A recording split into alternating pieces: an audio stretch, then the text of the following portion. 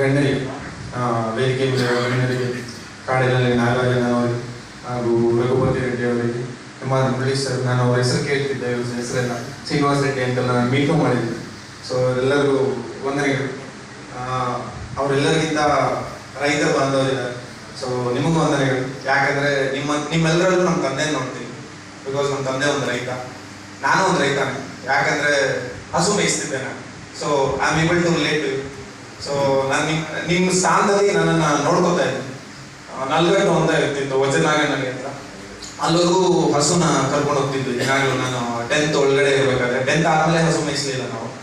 So ಆದ್ರಿಂದ ಈ ಹಾಲು ಏನಿದೆ, ಹಸು ಏನಿದೆ, ಸೊ ಇದನ್ನ ನಾವು UPSCಯಲ್ಲೂ ಈ IAS ಆಗ್ಬೇಕಾದ್ರೂ ಓದ್ತಿದ್ವಿ. ವರ್ಗೀಸ್ ಕುರಿಯನ್ ಬಗ್ಗೆ, ವೈಟ್ ರೆವಲ್ಯೂಷನ್ ಬಗ್ಗೆ. ಸೊ ಅದರಿಂದಾನೇ ನಿಮ್ಮ ರೈತ ಬಾಂಧವರಿಂದಾನೇ ನಮ್ಮ ಇಂಡಿಯಾ ನಂಬರ್ 1 ಸ್ಥಾನದಲ್ಲಿದೆ ಹಾಲು ಉತ್ಪಾದನೆ ಮಾಡೋ ಇದರಲ್ಲಿ. ಸೊ ನಿಮ್ಗೆಲ್ಲರಿಗೂ ಈ ಮುಖಾಂತರ ಥ್ಯಾಂಕ್ಸ್ ಹೇಳ್ತಾ ಇದ್ದೀನಿ. ಸೊ ಅಂದೇನ್ ಸೆಕೆಂಡ್, ಇಲ್ಲಿ ನಾನು ಗಮನಿಸಿದ್ದು ಆಗಲಿಂದ ನಾನು ಮಾತಾಡ್ತಿರ್ಬೇಕಾದ್ರೆ ಎಲ್ಲರೂ ವಿದ್ಯೆ ವಿದ್ಯೆ ಅಂತ ಅಂತಿದ್ರು. ಸೊ ವಿದ್ಯೆ ಅಂದಿದ ತಕ್ಷಣ ನನಗೆ ಒಂದು ಕೋಟ್ ಜ್ಞಾಪಕ ಬಂತು, ಸ್ವಾಮಿ ವಿವೇಕಾನಂದ ಅವ್ರದ್ದು. ಕುವೆಂಪು ಅವ್ರ ಬಗ್ಗೆ ಸರ್ ಹೇಳಿದ್ರು. ಕುವೆಂಪುಗಿಂತ ಮುಂಚೆನೂ ವಿವೇಕಾನಂದ ಅವರು ಇದ್ರ ಬಗ್ಗೆ ಹೇಳಿದ್ರು, education is the manifestation of perfection already in man ಅಂತ. ಸೊ ಅಂದರೆ ಚಿಕ್ಕ ಮಗು ಇದ್ದಾಗ ಅವ್ರು ಏನು ಹೇಳ್ತಿದ್ರು, ವಿಶ್ವಮಾನವನಾಗಿರ್ತಾನೆ, ಪರ್ಫೆಕ್ಷನ್ ಎಲ್ಲ ಒಳ್ಳೇದು ಮಾಡಬೇಕು ಅನ್ನೋದಿರುತ್ತೆ, ನಿಷ್ಕಲ್ಮಶವಾದ ಹೃದಯ. ಬಟ್ ದೊಡ್ಡವ್ರು ಆಗ್ತಾ ಆಗ್ತಾ ನಾನು ನಂದೇ ಅನ್ನೋ ಒಂದು ಈಗೋ ಇವೆಲ್ಲ ಬೆಳೆದ್ಬಿಡುತ್ತೆ. ನಮ್ದಿದ್ರೆ ಸಾಕು, ಬೇರೆಯವ್ರು ಹೆಂಗಾದ್ರೂ ಹೋಗ್ಲಿ ಅನ್ನೋ ಒಂದು ಗ್ರೀಡ್ ಅಂತ ಏನಿದೆ, ದುರಾಸೆ, ಇದು ಬೆಳ್ಕೊಂಡು ನಮ್ಮ ಸೋಲ್ನ ನಾವೇ ಹಾಳು ಮಾಡ್ಕೋತೀವಿ. ಬಟ್ ಎಜುಕೇಶನ್ ಏನು ಮಾಡುತ್ತೆ ಅಂದರೆ, ಓದು, ಇನ್ನೊಬ್ಬರನ್ನ ಓದಿಸು, ಇನ್ನೊಬ್ಬರಿಗೆ ಪ್ರೋತ್ಸಾಹ ಮಾಡು. ನಿನ್ನ ಕೈಯಲ್ಲಿ ಆಗಲಿಲ್ಲ ಅಂದರೆ ಇನ್ನೊಬ್ಬರು ಏನು ಮಾತಾಡ್ತಿದ್ದಾನೆ ಅದನ್ನು ಕೇಳಿಸ್ಕೊ. ನೀನು ಅಕ್ಸೆಪ್ಟ್ ಮಾಡೋ ಅವಸರ ಇಲ್ಲ. ಎಜುಕೇಷನ್ಗೆ ಹೇಳ್ಕೊಡೋದಾದ್ರೆ ಬೇರೆಯವ್ರಿಗೂ ಒಂದು ಪರ್ಸ್ಪೆಕ್ಟಿವ್ ಇರುತ್ತೆ. ಅವನು ಚಿಕ್ಕಂದಿನಿಂದ ಒಂದು ಬೆಳ್ಕೊಂಡು ಏನು ಬಂದಿರ್ತಾನೆ, ಅದರಿಂದ ಅವನಿಗೊಂದು ಪರ್ಸ್ಪೆಕ್ಟಿವ್ ಇರುತ್ತೆ, ಅವನದೇ ಆದ ಒಂದು ಆಲೋಚನೆ ಇರುತ್ತೆ. ಸೊ ಅದನ್ನು ಅರ್ಥ ಮಾಡ್ಕೊ, ಅಕ್ಸೆಪ್ಟ್ ಮಾಡು. ನೀನು ಅದನ್ನು ನಂಬಬೇಕು, ಅದನ್ನು ಫಾಲೋ ಮಾಡಬೇಕು ಅನ್ನೋದಲ್ಲ. ಸೊ ಎಜುಕೇಷನ್ ಹೇಳ್ಕೊಡೋದಿಲ್ಲ. ಸೊ ಎಲ್ಲರೂ ಅವರ ಬೆಳವಣಿಗೆ ನೋಡಿಕೊಂಡು ಒಂದು ಪರ್ಸನಾಲಿಟಿನ ಬಿಲ್ಡ್ ಮಾಡ್ಕೊಂಡಿರ್ತಾರೆ. ಸೊ ಅದನ್ನ ಎಲ್ಲದಕ್ಕೂ ಮರ್ಯಾದೆ ಕೊಡಬೇಕು. ನಮ್ದು ಒಬ್ಬರದೇ ಎಲ್ಲ ಪರ್ಸನಾಲಿಟಿ, ಬೇರೆ ಒಂದು personality. Each individual is an unique being ಅಂತಾನೆ ಫಿಲಾಸಫಿಯಲ್ಲಿ ಹೇಳ್ಕೊಡೋದು. ಸೊ ಇದನ್ನ ನಾನು ನಂಬ್ತೀನಿ. ಸೊ ಎಜುಕೇಶನ್ ಇದನ್ನೇ ಕಲಿಸುತ್ತೆ. ಸೊ ಅದಕ್ಕೆ ಎಜುಕೇಶನ್ ಇಷ್ಟು ಜನ ಹೇಳಿದವಾಗ ಅದ್ರ ಮೇಲೆ ಇನ್ನೊಂದು 2 ಮಾತು ಮಾತಾಡೋಣ ಅಂತ ನಾನು ಮಾತಾಡ್ತಾ ಇದ್ದೀನಿ. ನಮ್ಮ ತಂದೆಯೂ ಹೇಳಿದ್ರು, ಅವ್ರಿಗೆ ಇಷ್ಟ ಆಗಿದ್ದನ್ನ ಮಾಡ್ಕೊಳ್ಳಿ, ನೀವು ಸಪೋರ್ಟ್ ಮಾಡಿ, ಅವ್ರ ಮೇಲೆ ಇಂಪೋಸ್ ಮಾಡಬೇಡಿ ಅಂತ. ನಾಗರಾಜ್ ಸರ್ ಅವರು ಹೇಳಿದ್ರು, ಅವರು ಈ ಥರ ಇಂಪೋಸ್ ಮಾಡಿದ್ದೇನೋ ಅವ್ರು ಇಲ್ಲೇ ಇದ್ದೋಗಿದ್ದಾರೆ, ಮೇ ಬಿ ಎಲೆಕ್ಟ್ರಾನಿಕ್ಸ್ ಆಗಿದ್ರೆ ಎಲ್ಲೋ ಹೋಗ್ತಿದ್ರು ಅನ್ನೋ ಥರ. ಅಂಡ್ ದೆನ್ ಅವರು ಇಂಟರ್ವ್ಯೂ ಕೊಟ್ಟಿರೋದು ನನಗೆ ಗೊತ್ತಿಲ್ಲ. ಸೊ ನನ್ನ ಒಂದು ಬಾಧೆ, ನನ್ನ ಒಂದು ಪರಿಶ್ರಮ ಏನಿದೆ ಅವ್ರಿಗೆ ಗೊತ್ತಿರುತ್ತೆ ಚೆನ್ನಾಗಿ. ನಾನು ಒಂದು 2 ಸರಿ ಇಂಟರ್ವ್ಯೂ ಕೊಟ್ಟಿದ್ದೇನೋ, IAS ಇಂಟರ್ವ್ಯೂ ಕೊಟ್ಟಿದ್ದೇನೋ, ಫೇಲ್ ಆಗಿದ್ದೆ. ಬಟ್ ಕೊನೆಗೂ 3ನೇ ಸರಿ ಇಂಟರ್ವ್ಯೂ ಕೊಟ್ಟಾಗ ನಂದು ಪಾಸ್ ಆಯಿತು. ದುರದೃಷ್ಟ ಅವ್ರು 3ನೇ ಇಂಟರ್ವ್ಯೂ ಪಾಸ್ ಆಗಿಲ್ಲ. Feel sir. ಸೊ ಅದಕ್ಕೋಸ್ಕರ ನಿಮ್ಮ ಮಕ್ಕಳೇನಿದ್ದಾರೆ, ನಿಮ್ಮ ಮಕ್ಕಳಿಗೆ ವಿದ್ಯಾಭ್ಯಾಸ ನಿಮ್ಮ ನಂಬಿಕೆ ಇದ್ದಿದ್ದಲ್ಲಿ, ಸೊ ನಾಟ್ ಎಲ್ಲರೂ ಬಿಟ್ಬಿಡಿ ಅಂತ ನಾನು ಹೇಳ್ತಿಲ್ಲ. ನೀವು ಗಮನಿಸಿರ್ತೀರಿ, ಇವನು ಓದ್ತಾನೆ, ಇವನಾದ್ರೆ ಸ್ಕಿಲ್ ಇದೆ ಅಂತ ನಿಮಗೆ ನಂಬಿಕೆ ಬಂದಿದ್ದಲ್ಲಿ ಹೆಲ್ಪ್ ಮಾಡಿ. ಅಂಡ್ ದೆನ್ ಇನ್ನೊಂದು ಮಾತು ಹೇಳ್ತಿರ್ತೀನಿ ನಾನು, ನೆಗೆಟಿವ್ ಆಗಿ ಮಾತಾಡಬೇಡಿ ಮಕ್ಕಳ ಹತ್ರ ಅಂತ. ಸರ್ ಅದೇ ಹೇಳ್ತಿದ್ರು. ಸೊ ನೆಗೆಟಿವ್ ಆಗಿ ಮಾತಾಡ್ಕೋಬೇಡಿ, ಛಲ ಕೊಡಿ, ಒಂದು ಚಾಲೆಂಜ್ ಮಾಡಿ. ನೀನು ಮಾಡಿದ್ರೆ ನಾನು ಏನೋ ಒಂದು ಈ ಥರ ಕೊಡ್ತೀನಿ ಅಂತ ಒಂದು ಚಾಲೆಂಜ್ ಅವ್ರ ಮುಂದೆ.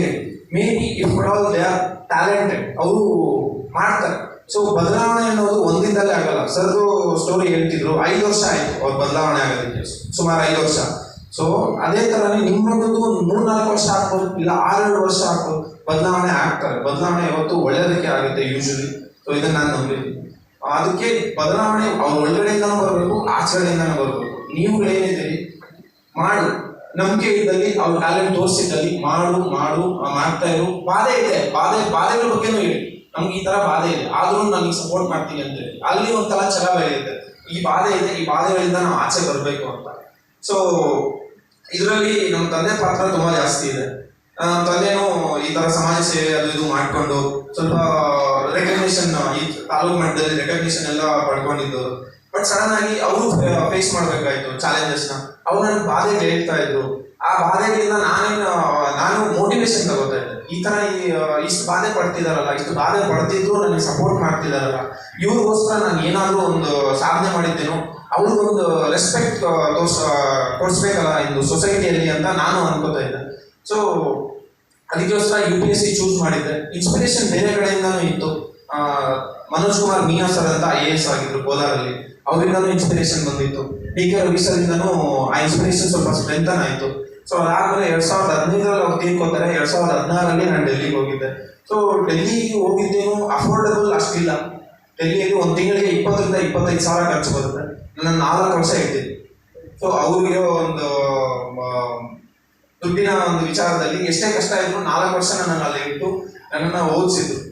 ಅಲ್ಲಿ ಸೆಕೆಂಡ್ 2 ಅಟೆಂಪ್ಟ್ ಕೊಟ್ಟಿದ್ದೆ. ಪ್ಲೀಸ್ 1 ಮಾರ್ಕಲ್ಲಿ ಮಿಸ್ ಆಗಿತ್ತು ಸೆಕೆಂಡ್ ಅಟೆಂಪ್ಟ್ ಅಲ್ಲಿ. ಬಟ್ ಥರ್ಡ್ ಅಟೆಂಪ್ಟ್ ಪಕ್ಕ ಕ್ಲಿಯರ್ ಆಗುತ್ತೆ ಅಂತ ಗೊತ್ತಿತ್ತು. ಕ್ಲಿಯರ್ ಆದ್ಮೇಲೆ KMF ವತಿಯಿಂದಾನೆ 50,000 ಪ್ರೋತ್ಸಾಹ ಧನ ಕೊಟ್ಟಿರೋದು ಸರ್ ಹೇಳಿದ್ರು ನಿಮಗೆ.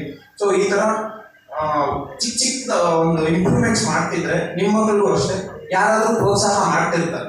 ಸೊ ಆ ತರ ಪ್ರೋತ್ಸಾಹ ಬಂದಾಗ ಮೇ ಬಿ ಇನ್ನೂ ಚೆನ್ನಾಗಿ ಮಾಡಿದ್ರೆ ಇನ್ನೂ ಚೆನ್ನಾಗಿ ಒಳ್ಳೆ ರೆಕಗ್ನಿಷನ್ ರೆಸ್ಪೆಕ್ಟ್ ಬರ್ಬೋದು ಅಂತ ಅವರಲ್ಲೂ ಒಂದು ಛಲ ಮೂಡುತ್ತೆ.